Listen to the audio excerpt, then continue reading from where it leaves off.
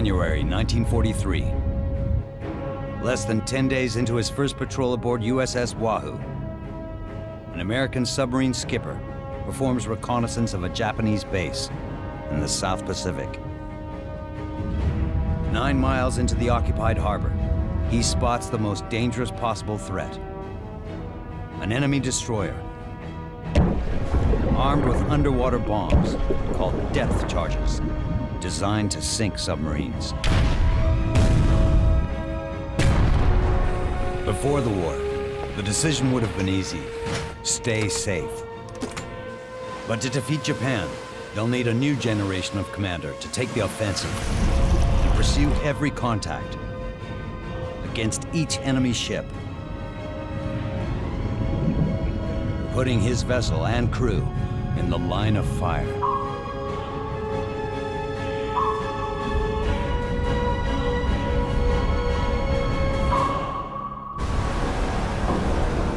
In World War II, a subsea weapon allows warriors to fight from beneath the waves with cunning, force, and tenacity.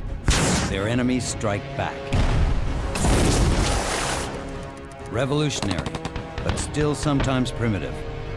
It's a desperate bid to change the course of war. Their stories are legend.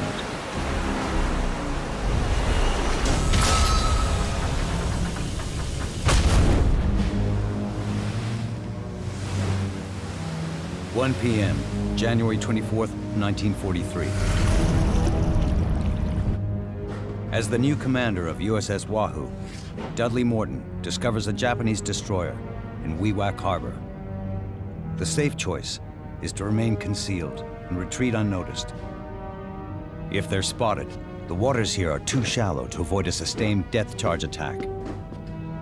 But Morton is determined to inflict serious damage on the enemy's fleet. The destroyer will not be spared. He positions his submarine 3,000 yards from the destroyer and prepares for attack. His strategy is to fire 3 torpedoes, betting at least one will hit. TDC, give me a 1-degree spread on each of those fish. We're gonna fire tubes 2, 3, and 4. Fire 2.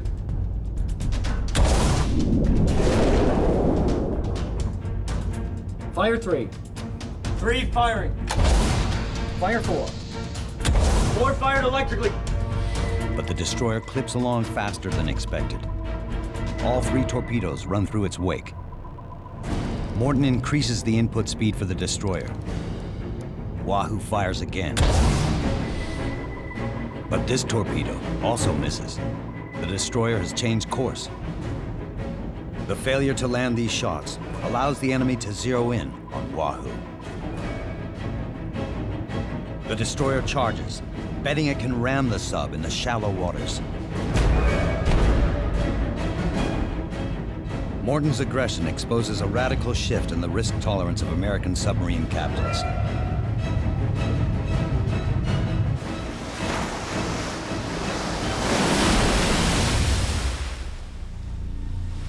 This scenario would have been unimaginable aboard Wahoo under its first commander.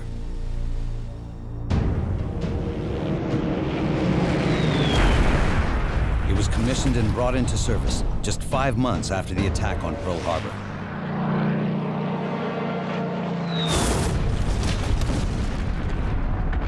With so many battleships, escorts, and aircraft damaged or destroyed, submarines are charged with taking the fight to Japan to target Japanese merchant shipping. This is going to be a war of attrition.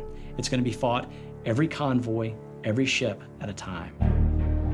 Wahoo bears the name of a fish, a tradition forged in the earliest days of American submarines. It's a Gato-class sub, 312 feet long and 27 feet across the beam. Its combination of speed, endurance, and payload are almost unrivaled.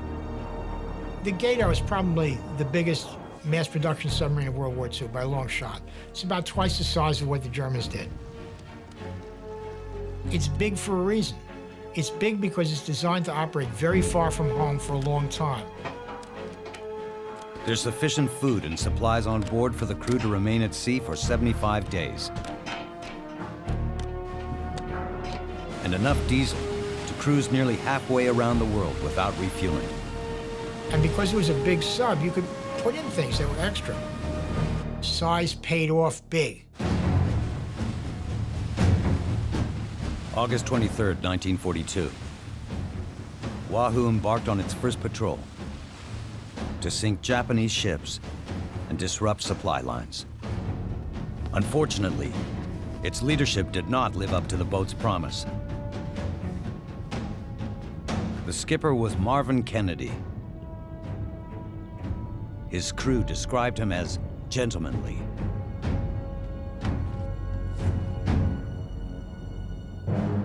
The U.S. Navy spent peacetime years training its submarine force as scouts to collect intelligence and avoiding contact with the enemy. When America entered the war, this risk aversion failed to deliver successful strikes. They had too many skippers that just were too timid. They wanted to stay far away from their prey. They didn't want to raise the periscopes really high for fear of being seen. They didn't want to run on the surface for fear that a Japanese patrol plane might see it.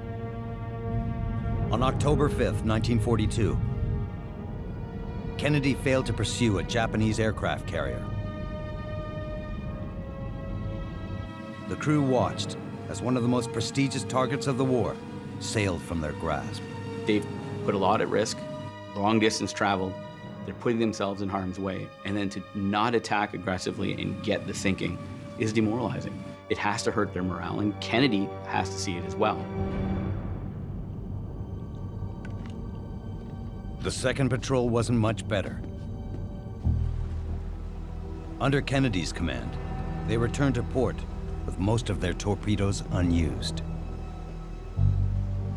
In December, Wahoo's first skipper is relieved of submarine command. The U.S. Navy replaces over 40 skippers, nearly 1 in 3 by year's end. America had built this perfect fighting machine in the Gato-class submarine, but didn't have the talent early in the war to be able to maximize that submarine for its full potential. Wahoo's new skipper is Dudley "Mush" Morton. Mush Morton takes command of the Wahoo at the start of its third patrol, and at a really pivotal time in the submarine war. He's a Kentucky Baptist. He has broad shoulders and big hands, and a jaw that Time magazine describes as looking like a boulder. And he's kind of this James Dean-like figure of submarine service, you know. Morton watched Kennedy fumble Wahoo's second patrol before taking command. He promises his men this time will be different. Morton recognizes that a lot of submarine skippers aren't as aggressive as they need to be in order to truly fight the Japanese. He sees a lot of weaknesses in the strategy that others are employing. Then,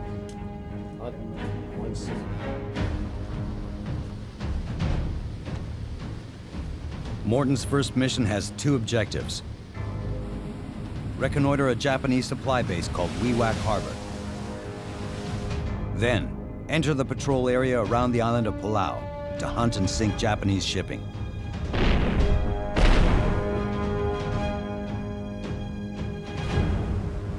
Wahoo leaves the submarine base in Brisbane, Australia, January 16th, 1943. But just finding Wewak proves a challenge. The Pacific Ocean is vast. The area sort of encompassing much of where the American submariners would patrol would be about 8 million square miles. The coordinates are vague. Their target lies somewhere between 4 degrees south and 144 degrees east. A grid of nearly 4,700 square miles. Without accurate charts, direction comes from an unlikely source. A crew member purchased a school atlas for his kids while in Australia. One of its maps narrows the search for Wewak. They use it to produce a hand-drawn version as a navigational chart. With headings laid in, the crew proceeds on the surface towards Wewak, even during the daytime. This way, the sub can travel at over 20 knots or 23 miles per hour.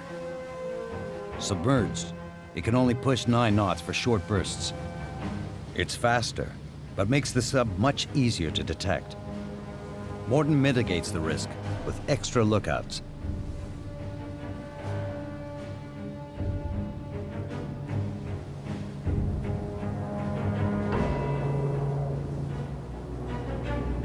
After spotting an enemy aircraft, the crew moves to clear the bridge.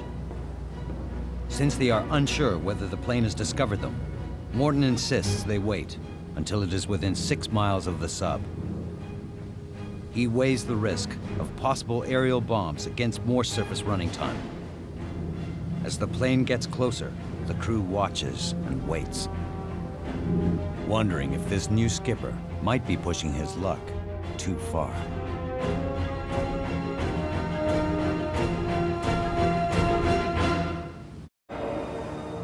It's a risky game. Planes armed with bombs are a submarine's deadliest threat.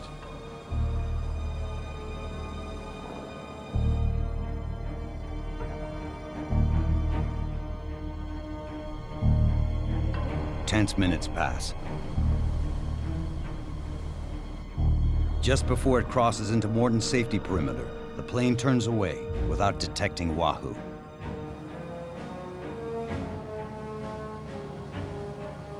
Morton saves time averting the crash dive and keeps the crew's eyes peeled for targets, asserting their mission to sink ships.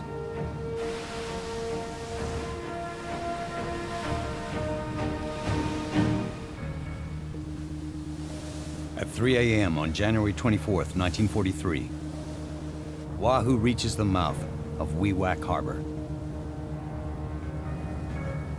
Perched on the edge of a fiercely protected shipping route in the Bismarck Sea, it shelters a Japanese supply base on the north coast of occupied New Guinea. Bases at Wewak Harbor are positioned in such a way so that the Imperial Japanese forces can very quickly mobilize and strike out and knock off some of the supply lines to Australia. Morton makes the decision to prowl the shallow bay.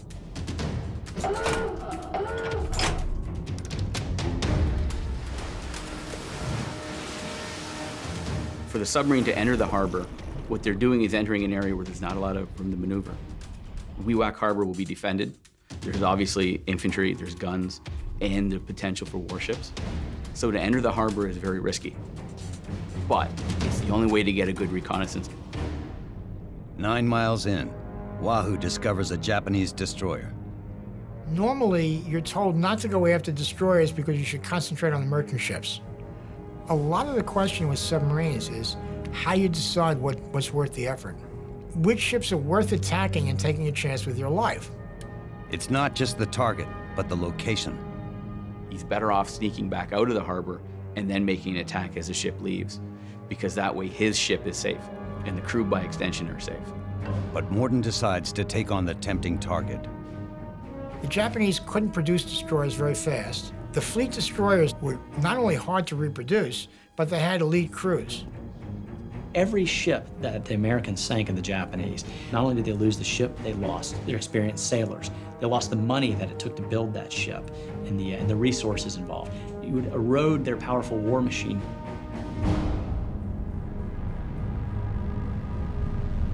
Before he strikes, Wahoo's captain gambles on a surprising substitution. He hands control of the periscope to his second-in-command.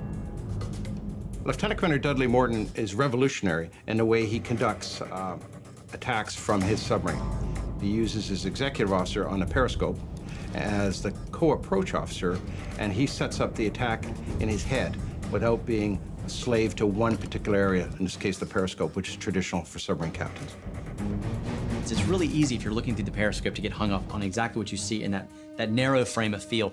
Morton believes it's much better for him to be able to sort of step back, have that 30,000-foot view of the whole battlefield, because it's constantly evolving, it's constantly changing, and he needs to be able to be focused on the big picture. The job goes to Richard Hetherington O'Kane. You only get a few shots of looking through a periscope. What you do is you make a guess as to where the target is and how fast it's going and what direction. He takes a quick look around with the periscope. It'll be supplemented by other things, but it's really all on his shoulders. Distance 2,200 yards and decreasing. O'Kane calls the destroyer's range. Morton plots the attack. Fire 3. 3 firing. As he fires 3 torpedoes, it costs Morton an eighth of Wahoo's ordnance, but increases the odds he'll sink the target before it sinks him. When the first 3 torpedoes miss, Morton increases the destroyer's speed in his calculation to 20 knots and fires. They miss again. Wahoo has expended its ammunition to no avail. Worse, they have drawn the attention of the sub-destroyer. You're a submarine officer. As long as you're submerged, not bothering anybody, you're invisible and you're safe. Every time you fire a torpedo, if it's visible, that gives the other side an incentive to get you. But Morton does not attempt to dive into darkness. He leaves the periscope up, announcing Wahoo's exact position. He has just 2 more torpedoes loaded in the forward tubes. The destroyer charges. Ramming a submarine to damage its hull is a crude but effective tactic. For Wahoo, the close proximity leaves no time to evade if its torpedoes miss. The only option left is an extremely risky shot. Sailors call it down the throat. Morton aims a shot straight at the ship's narrow bow. He has no other option.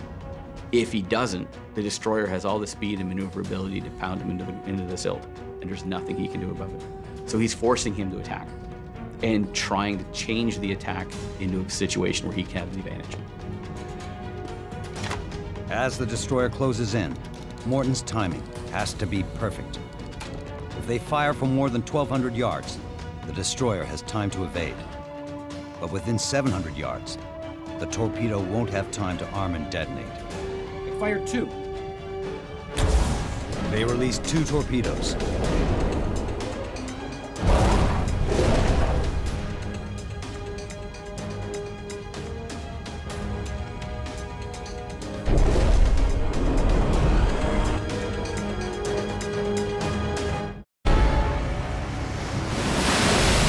Less than a minute after the previous shot flies wide, the second torpedo to fire, down the throat, lands a direct hit. The blow cripples the destroyer's hull. We got a hit. Wahoo plunges deep under the damaged ship to avoid a collision and escape the carnage.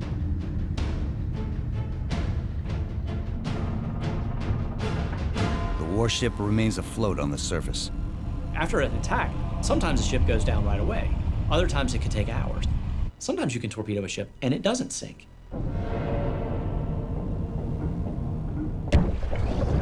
The wounded ship starts to drop its cache of depth charges.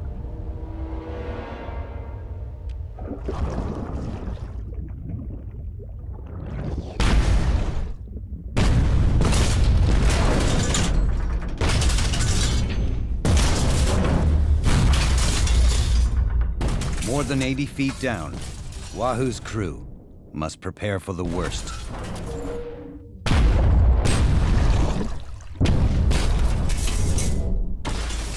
Depth charge attack can be a truly terrifying thing for these submarine sailors because you're in a windowless boat, so you can't see where the danger is coming from. You're just trapped in this tin can with explosions that are shaking your boat. There's a lot of noise. They go off. You hear them go off. It's nerve-wracking.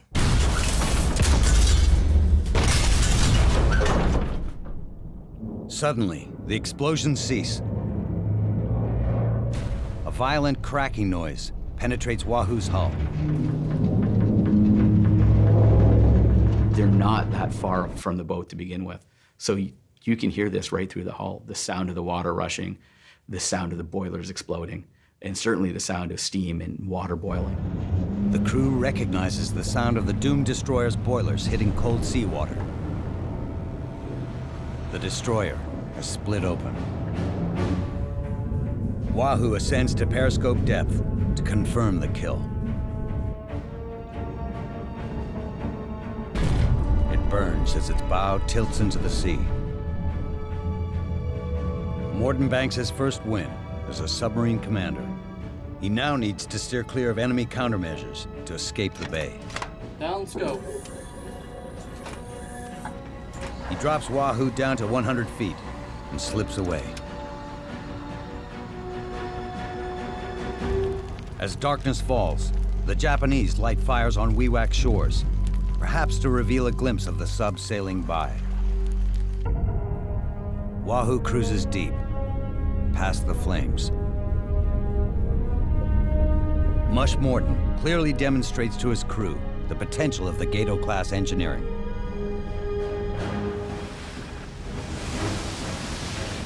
And despite the victory, he's not ready for home. They have 18 torpedoes left to sink Japanese ships. Morton and his new crew are just getting started. The next leg of his patrol takes Wahoo north,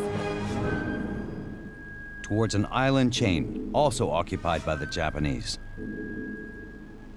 After the attack on Pearl Harbor, Japan continued its sweep across Asia. The conquest created a realm triple the size by the middle of 1942. The Japanese message that they send the world is Asia for the Asians, but it really means Asia for the Japanese. They've been fighting a war in China since 1931, really, and very intensively since 1937. Once it looked as though the Japanese were going to try to conquer all of southern Asia, we wanted to stop them. As an island nation, Japan relies on spoils from freshly annexed lands to fuel its smelters and feed its men. Shipping routes crisscross the Pacific. The Japanese materially bankrupt for all their supplies. They had to bring in everything almost from other places. Not only food to feed its burgeoning population, but also all of its war materials. The bauxite needed to make aluminum, rubber for tires, cotton for uniforms, and more importantly, oil, which is the most vital thing to be able to power their battleships, fighter planes, and bombers. It really depended on a maritime highway system. If the Japanese economy is cut off, you can cut off its ability to buy and bring in the imports it needs, to build the war goods that it needs, and to fuel its war machine.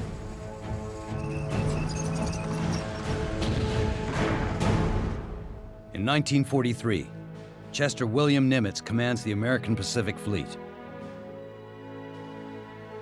His forces practice unrestricted submarine warfare in the Pacific.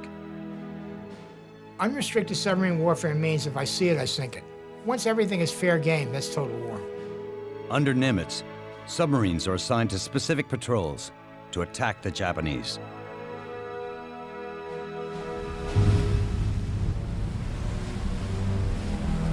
Wahoo heads for an island pass, used to fast-track goods from Palau to Japan.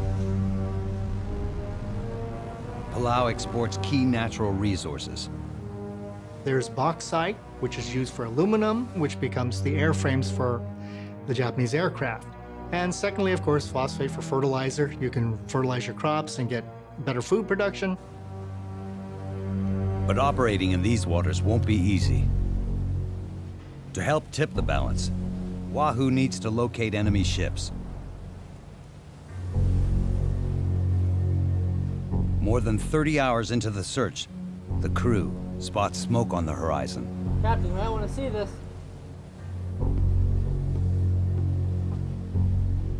Wahoo has found not one ship, but three. A Japanese convoy. 2 freighters carry goods. The third is a troop transport. Morton knows that Allied convoys were perfect targets for Nazi Germany earlier in the war. The Germans combined numbers of U-boats. The Wolfpacks were a way of finding convoys and then concentrating against them. In the Pacific, Morton faces these 3 ships alone. You're by yourself, deep in enemy waters. You have to be very self-reliant. Every time you do anything, you're exposing yourself to destruction. Wahoo's new skipper must decide how to strike an entire convoy. Close on target.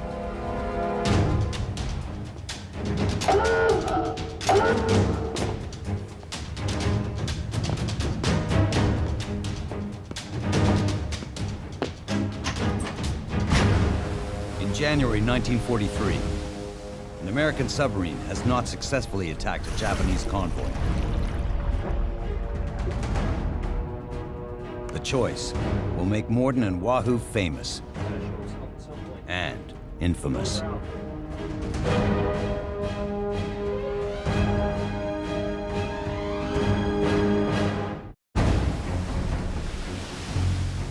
In January 1943, USS Wahoo stalks a Japanese convoy near Palau in the South Pacific. The assault will expose Dudley Morton's submarine much longer within enemy waters than attacking one ship. Submarines are uniquely vulnerable to attacks from depth charges, aerial bombs, even gunfire.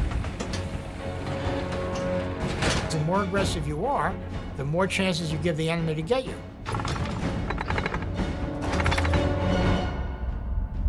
Wahoo sets out in pursuit. Once in position, they target the lead freighter. In Morton's time, American skippers will expend on average nearly 12 torpedoes per ship sunk. Wahoo has 18 warheads against ships loaded with enemy troops and supplies. He will need to be more efficient if he wants to sink them all. I'm firing a torpedo at a ship. He's moving, I'm moving. The angles are all tricky. You have to figure out where he's moving and how fast. The torpedo data computer is the submariner's mathematician. The torpedo data computer is a way of figuring out where the target is, how fast it's going, what direction it's going, then working out what the torpedo has to do to get to it. Readings from the periscope tell the data computer, or TDC, the enemy's range, bearing, and angle relative to the submarine's bow. It tracks the target and sets a precise course for the torpedo. During the Second World War, the American Navy relies heavily on the TDC. You got it, it aims, fire the torpedo, does the rest. No one else had quite that integrated system.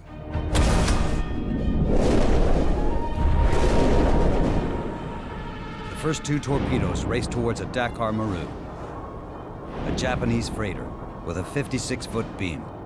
Morton quickly turns on her sister ship, a 475-foot-long Arizona Maru. Stand by 4. 4 on standby. Fire 4. The Mark 14 steam torpedo leaves a wake, a very visible wake in the water. So as the torpedo is fired, you're literally identifying your location with a line from where the torpedo is to where you were. The longer you take the fire, the greater your chance of being caught. The first two torpedoes hit their mark. The Dakar Maru starts to list, but only one of two torpedoes meant for the second freighter strikes and just slows the Arizona Maru down. With two ships wounded, Wahoo's skipper shifts his focus to the third, Stand by 3. a Siwa Maru transport, the convoy's prize. If it's carrying people, you are literally eliminating the threat of a brigade or a division, which would, in the end, the Marines would have to storm the beach to defeat. Morton decides to fire 3 torpedoes into the transport ship. Fire 3. It draws down Wahoo's supply of ordnance, but it increases his chance at a kill. Morton doesn't want to let it get away. He knows the ship is probably loaded with troops key to Japan's war effort, on their way to fight Americans. 2 of the 3 warheads hit. The transport is crippled. But the second freighter returns to the fight and charges straight at Wahoo. It's a tactic called ramming. If you can ram the submarine, your chance of escape obviously is very, very high. If you try to run away, the submarine will always catch you.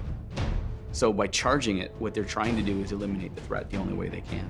For the second time in 3 days, Morton's submarine faces a charging ship. For the second time, they don't back down. Up until this point, submarine skippers would go out and they would shoot at a ship and hopefully sink it, and then they would often retreat. And rather than go in and just fire and then flee, he came back time and again. Wahoo fires 2 more torpedoes at the charging freighter.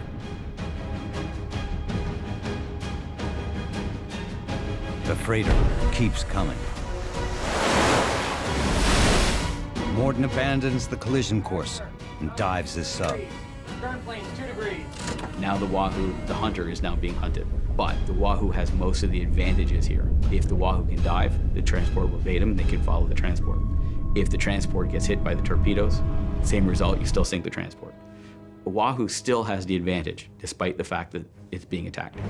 Morton has spent 4 precious torpedoes on the Arizona Maru, but has failed to sink it. He allows the freighter to limp off and turns back to the troop-filled Siwa Maru. Fire 4. 2 more torpedoes seal the ship's fate. The explosion registers high enough, it obscures the bridge. So you're talking about 70 feet in the air. The crew, of course, is now trying to abandon ship. Huge explosion, which could mean the Maru was carrying explosives. It could mean it was carrying something of high volatility, aviation fuel maybe, and that's what was struck. They have now sunk 2/3 of the convoy, but Morton still wants the freighter that got away.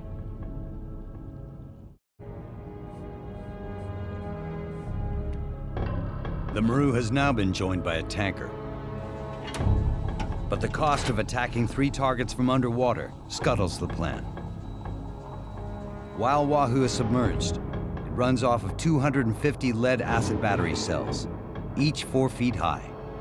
They could stay underwater on battery power for up to 48 hours, but only if they're going at 2 knots, which, that's only about 3 miles an hour. I mean, that's the pace most people would just go walk. After hours of running and gunning, Wahoo's batteries are drained. Morton must call off the chase, and he's forced to surface.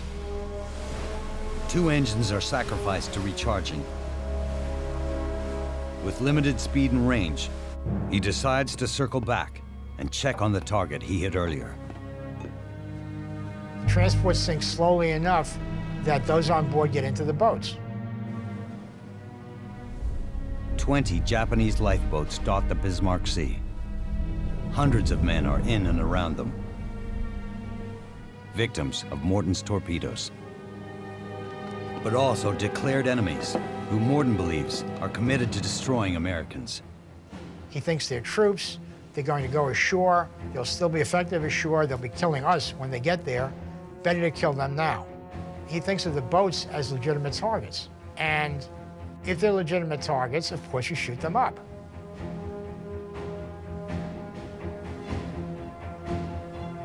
As Morton considers the situation, he orders his crew to be at the ready.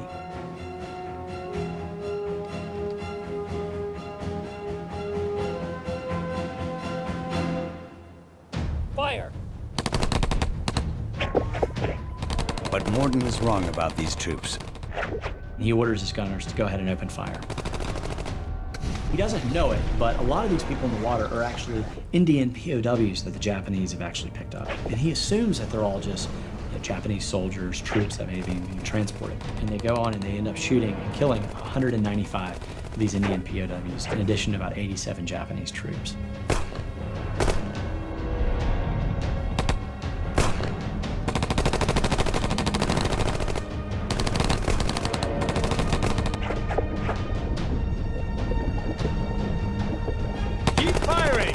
Morton was never reprimanded for this act. In fact, he was awarded the Army Distinguished Service Cross by General MacArthur for sinking these ships.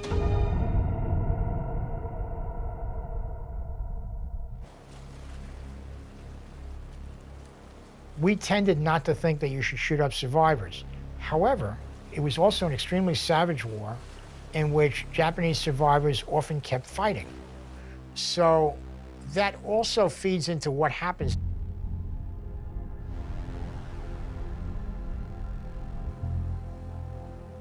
Mush Morton's killing of these POWs, it's really a dark cloud that even today still hangs over the legacy of the Wahoo. By 2 p.m., Wahoo's skipper moves on. The submarine's batteries are charged. Wahoo can now pursue the ships that escaped. The freighter and a tanker have a head start of at least 2 hours. To catch up, Morton must remain surfaced. This makes Wahoo vulnerable. The Japanese have almost certainly deployed anti-submarine units, to protect what's left of their convoy. You don't want to run a surface fight with someone because it doesn't take that much to put you out of business. That's an awfully dangerous thing to do. Just after 3:30 p.m., a puff of smoke, then the profile of two ships off the port bow. A tanker carrying millions of gallons of oil flanks the fleeing Arizona Maru. But Wahoo has only 7 torpedoes left. Morton plans to spend 3 on the tanker. A hit will deny precious fuel to Japan's war machines, but leaves limited options in case of counterattack. As soon as the torpedo counts down to just a handful or a couple of torpedoes, Morton's ability to attack is seriously diminished. As darkness falls, Wahoo readies for a final offensive. Fire 2. Fire 3. Fire 4. 3 torpedoes race towards the Manzia Maru tanker.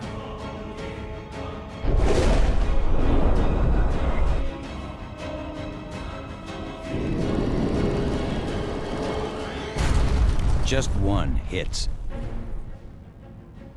and the ship still sails.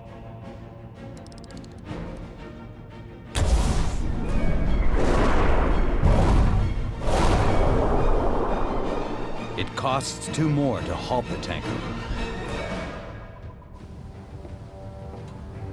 Morton has 2 torpedoes left to sink the freighter he's chased for hours. Before he can fire, the Maru launches its own attack. Munitions light up the night sky. Shells drop into the water, and some ricochet over the periscope. The submarine sacrifices armor plate for stealth. So if that hull is punctured in any way, shape, or form and can't be repaired, that submarine can never dive, which means its greatest chance of survival in enemy-controlled waters just vanishes. So to be on the surface and under direct fire from a ship, whether destroyer or transport, is extremely scary. And for the crew, extremely dangerous.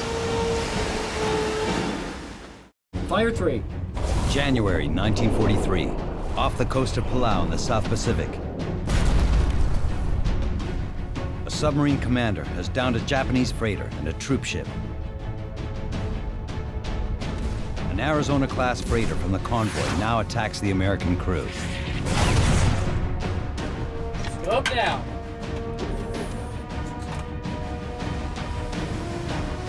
Wahoo dives 90 feet to escape the gunfire.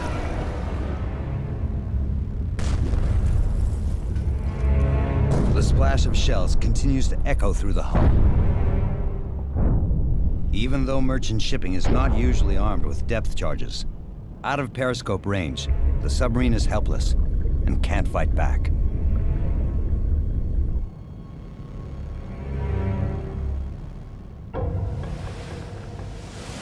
About 15 minutes later, Morton creeps back to the surface. The freighter has stopped firing. But a cold light sweeps over the horizon. A submarine-killing destroyer is now on the hunt for Wahoo. Morton doesn't have the firepower to take it on. There's not much you can do about a destroyer. They're often as fast or faster than you are. So it puts the submarine at a major disadvantage. But Wahoo's skipper makes the decision to finish what he started. As the destroyer closes in, Morton fires his last 2 torpedoes at the final ship of the original Japanese convoy.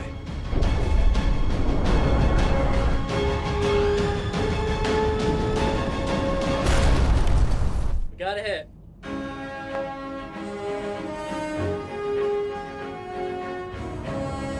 The freighter slips from the light. As the destroyer deals with the carnage, Wahoo retreats to the safety of the open sea.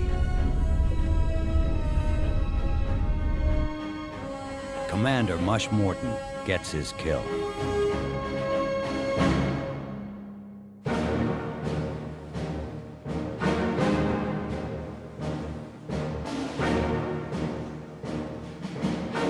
On February 7th, 1943, Wahoo steams proudly into Pearl Harbor.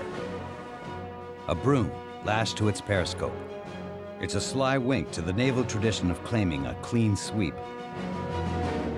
The Navy and the press love it. The brass holds up Morton and his crew as the first U.S. submarine to sink a convoy. More than 11,000 tons of Japanese ships and shipping. Despite submariners being notorious for their silent service, Morton and Wahoo make the papers.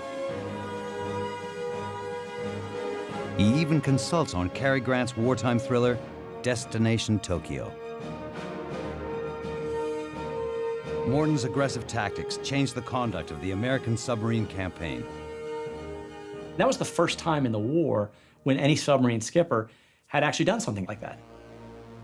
No one had really dared to think that, hey, could an American submarine go in and destroy every ship? Well, Mush Morton showed that it was a possibility. It set a higher bar for submarine skippers going out after that. It wasn't just Mush Morton, it was the support team he had, primarily with Dick O'Kane. As a leader, his men really loved him. Wahoo's triumph would be short-lived. Before year's end, Wahoo is struck by a hail of enemy bombs in the Sea of Japan. It would be declared overdue and presumed lost. At 36 years old, skipper Mush Morton goes down with his ship. But his impact on submarine warfare is critical for the U.S. Navy. Mush Morton was the trailblazer. If you look at the totality of the war, he's sort of the center fulcrum on which all the strategy and tactics really change. It's fascinating because all of that really falls on the shoulders of one individual. Morton and the crew of Wahoo demonstrate the tenacity and tactics needed to tip the balance of power in the Pacific. We showed the rest of these skippers what could be done, what they could accomplish with this amazing submarine that the American Navy had constructed.